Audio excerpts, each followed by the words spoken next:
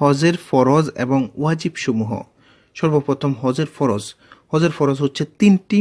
সর্বপ্রথম যেটি হচ্ছে ইহরাম বাঁধা, 2 নম্বর হচ্ছে 9 জিলহজ তারিখে আরফাত ময়দানে অবস্থান করা, 3 নম্বর হচ্ছে 10, 11, 12 এই জিলহজ মাসের এই 3টা তারিখের মধ্যে যে কোনো একটা দিন আপনি তাওয়াফ করবেন। এই হচ্ছে হজের 3টা ফরজ। হজের ওয়াজিব হচ্ছে 7টা। সর্বপ্রথম হচ্ছে 9 জিলহজ সূর্যাস্ত থেকে পরদিন সূর্য উদয় পর্যন্ত মুজদালিফায় অবস্থান করা। 2 নম্বর হচ্ছে সাফা মারওয়া সাই করা অর্থাৎ দৌড়ানো।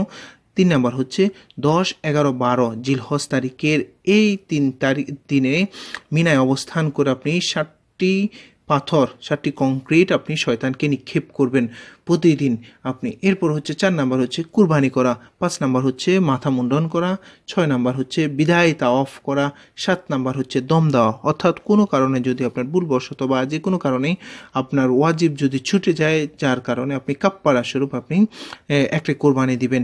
এই 7টা হচ্ছে হজের ওয়াজিব। এইগুলো আমরা সম্পূর্ণভাবে আদায় করবো ইনশাআল্লাহ।